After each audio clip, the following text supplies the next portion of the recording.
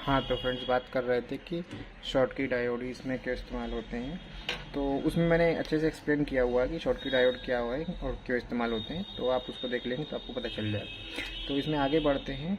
तो ये जो आपकी यहाँ से जो सप्लाई निकल रही है, ये आपकी इंडक्टर कॉइल, दूसरी इंडक्टर कॉइल लगी है जो डीसी साइड में, पलट के दिखाते हैं, ये बड़ी वाली इंडक्टर कॉइल।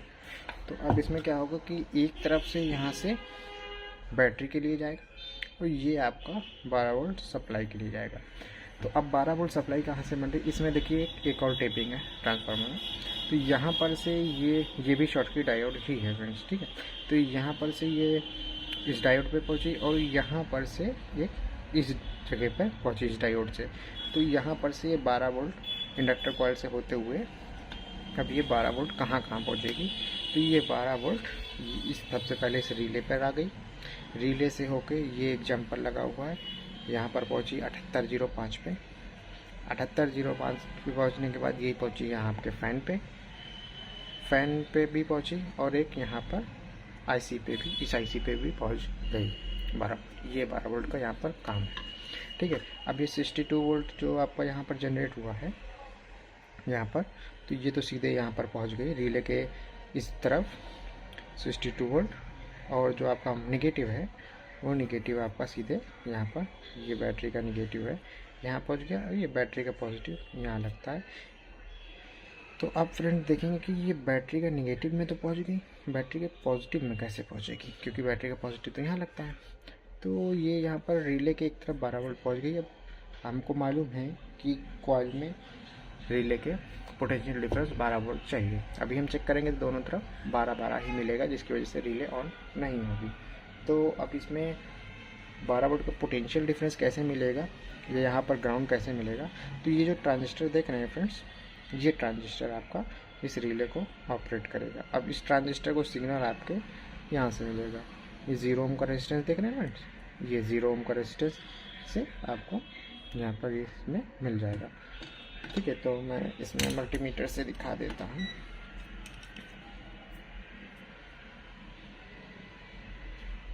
पहले तो देखते हैं कि ये कहाँ से आ रहा है। ये आईसी की पिन नंबर 3 से 0 ओम पर आए, और ये 0 ओम का जो जंपर है, ये एक तरह से सप्लाई फ़ैन के ट्रांजिस्टर को देता है, ये फ़ैन का ट्रांजिस्टर है, और इधर से सप्लाई इसको, इस ट्रांजिस्टर को देता है। तो यहाँ पर ये आ रहे होंगे वोल्टेज, इसके चेक कर लेते हैं।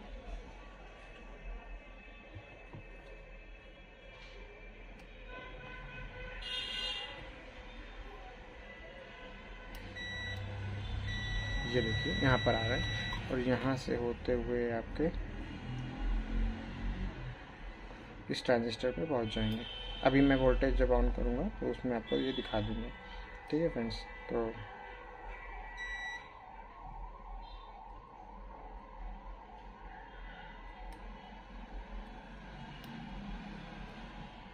तो इसमें भी दिखा देते हैं, डायग्राम भी बना देंगे, इसका कोई प्रॉब्लम नहीं है।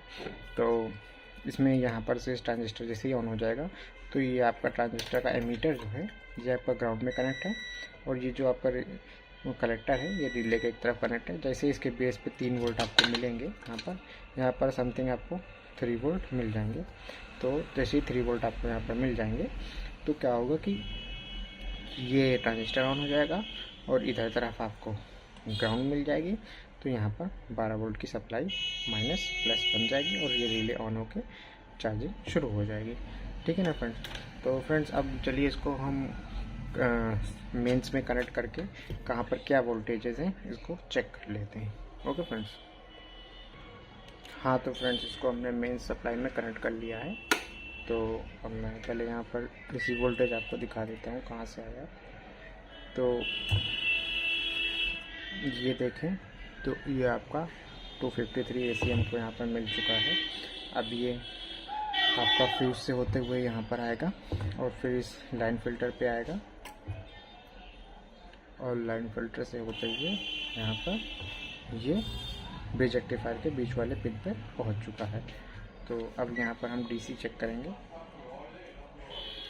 तो ये DC यहाँ पर आपको मिलेगा 300 346 वोल्टेज अभी मिला। अभी देखिए फ्रेंड्स, ये 346 जो आपको मिल रहा है, ये अभी कैपेसिटर में से चार्ज जाने की वजह से मिल रहा है, जो बढ़ा है। अभी जब बूस्ट सप्लाई हमारी ऑन होगी, ये वोल्टेज अभी आपका बढ़ जाएगा। अभी देखिए मैं दिखाता हूँ वो भी कैसे बढ़ेगा ये। तो अभी इसमें आगे चलते हैं। अभी मैंने क्योंकि स्विच ऑफ कर रखा है चार्जर का, देख सकते हैं आप, स्विच मैंने इसका ऑफ कर रखा है। तो अभी जब आगे बढ़ता है तो मैं और दिखाता हूँ कहाँ से क्या हो रहा है।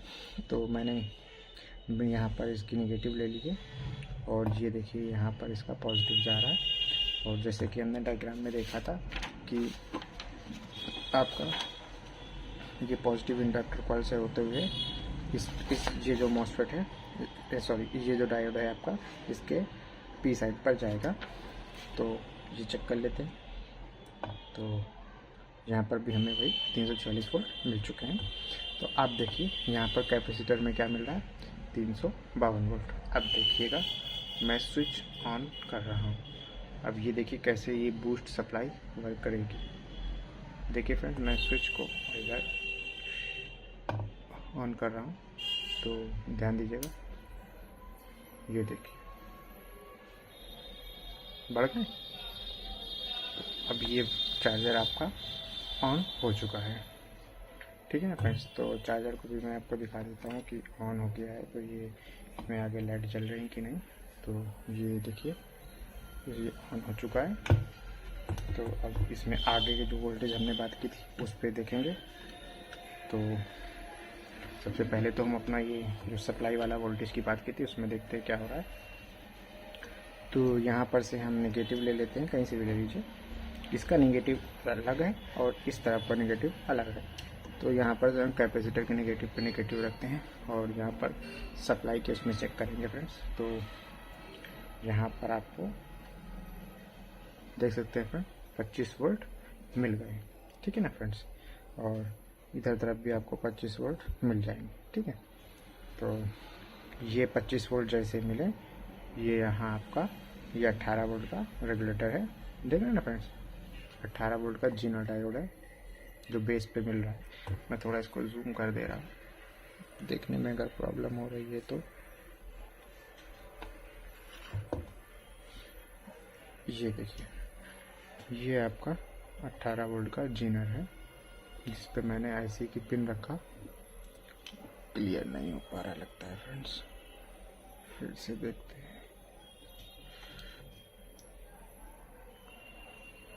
ये आपका मल्टीमीटर चला गया, तो मल्टीमीटर को ऊपर रख देते हैं इसके, या इसको यहीं पर, ठीक है। तो इसमें आपको 18 वोल्ट देखना है कि आ रहा है कि नहीं आ रहा है। तो मैं पहले मल्टीमीटर को अरेंज कर लेता हूँ, उसके बाद हाँ। तो फ्रेंड्स देखते हैं, तो ये यहाँ पर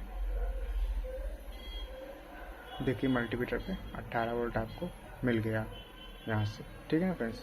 तो अब क्या होगा कि 18 वोल्ट मिलने के बाद आपका ये आपकी आईसी ऑन हो गई है। तो अब ये वोल्टेज डीसी साइड पे हम चेक करेंगे बैटरी की तरफ कि यहाँ पर क्या हो रहा है।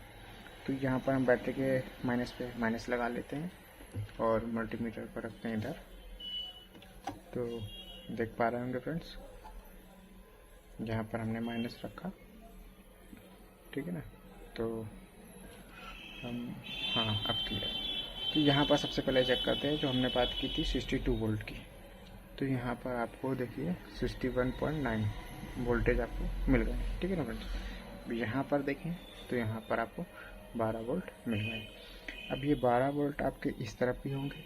तो हमको फ्रेंड्स पता है कि अभी हमारा चार्जर चार्जिंग नहीं किया, अभी हमारी रिले ऑन नहीं हुई है, तो इसलिए आपको यहाँ पर वोल्टेज 0 नहीं मिल रहा है, ठीक है ना फ्रेंड्स।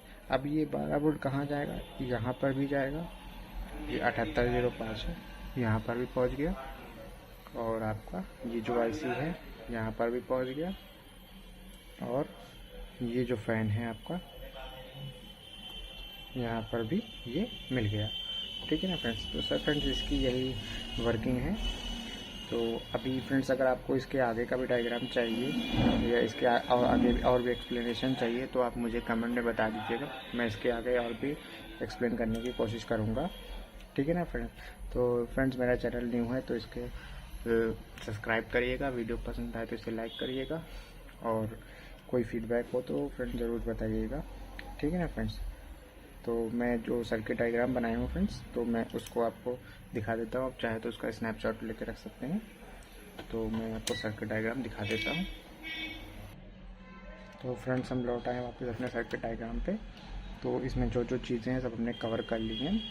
ये रह गया था हमारा सिर्फ ये जो 1M के 5 रेजिस्टेंस जो सीरीज़ में लगे हुए हैं यहाँ पर, सर्किट में भी देख देते हैं। ये जो 5 इधर रेजिस्टेंस लगे हैं न्यूट्रल और लोड में, तो ये मेन सेंसिंग के लिए जाते हैं आगे।